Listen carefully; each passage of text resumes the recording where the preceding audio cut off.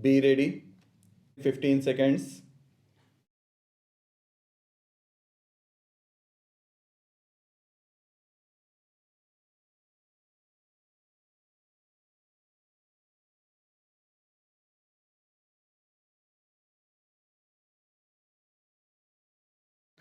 Honorable Speaker, I present the budget for the year 2021-2022. Honorable Speaker, the preparation of this budget was undertaken in circumstances like never before. We knew of calamities that have affected a country or a region within a country, but what we have endured with COVID 19 through 2020 is commendable. When I presented the budget 2020-21, we could not have imagined that the global economy, already in throes of a slowdown, would be pushed into an unprecedented contraction. We could not have also imagined then that our people, as those in other countries, would have to endure the loss of near and dear ones and suffer hardships brought about due to a health crisis. The risk of not having a lockdown was far too high. Within 48 hours of declaring a 3-week long complete lockdown, the Prime Minister announced the Pradhan Mantri Garib Kalyan Yojana, valued at rupees 2.76 lakh crores. This provided free food grain to 800 million people, free cooking gas for 80 million families for months, and cash directly to over 400 million farmers, women, elderly, the poor, and the needy.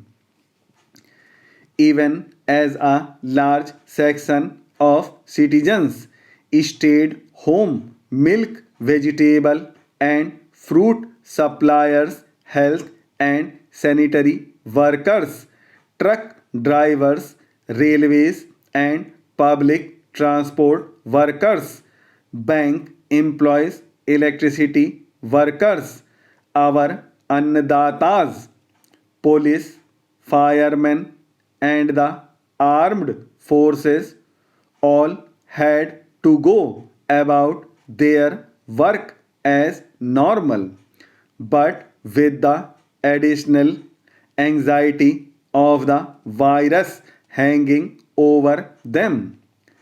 We recognize this, and I think I speak on behalf of everybody in this august house when I express my heartfelt gratitude to these men and women for how they were able to carry out their work and duty to provide for the nation's basics over those crucial months.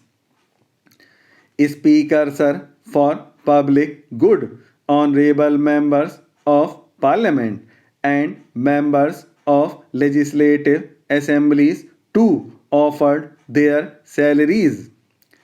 In May 2020, the government announced the Atmanirbhar Bharat package to sustain the recovery further into the year.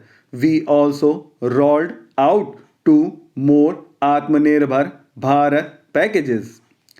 Total financial impact of all Atmanirbhar Bharat packages including measures taken by RBI, was estimated to about rupees 27.1 lakh crores, which amounts to more than 13% of GDP. As a government, we kept a promise to that.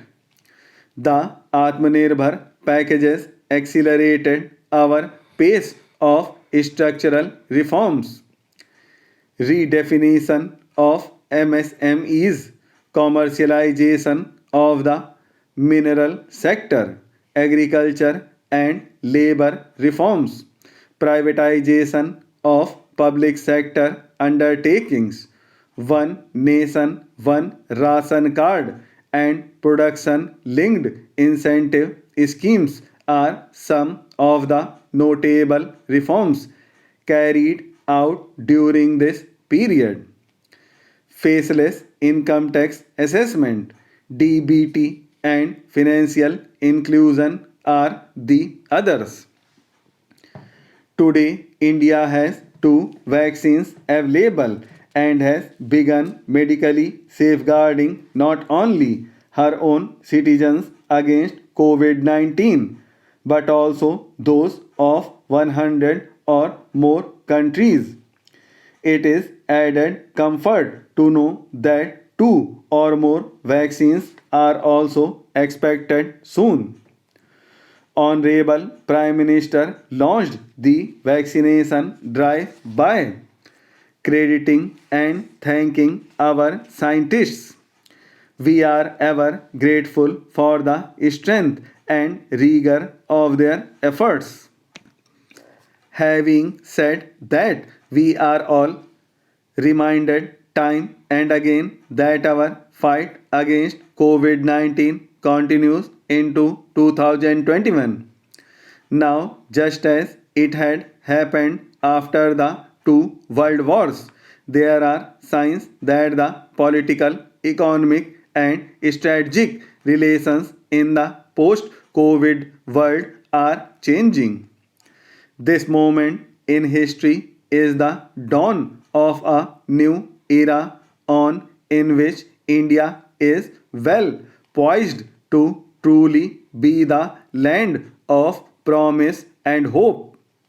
In this spirit, I cannot help but recall the joy that we as a cricket loving nation felt after Team India's recent spectacular success in Australia.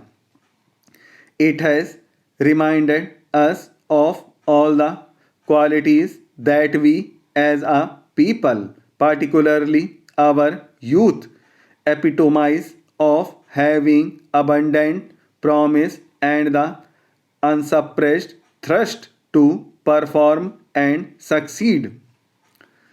Today, data shows that India now has one of the lowest death rate of 112 per million population and one of the lowest active cases of about 130 per million. This has laid the foundation to the revival we are seeing now in the economy. This budget will be the first of this new decade. This budget will also be a digital budget, and that has happened with all your support. So far, only three times has a budget followed a contraction in the economy. All such contractions were as a result of situations typical to India. This time, the contraction in our economy is due to a global pandemic, just like in several other countries.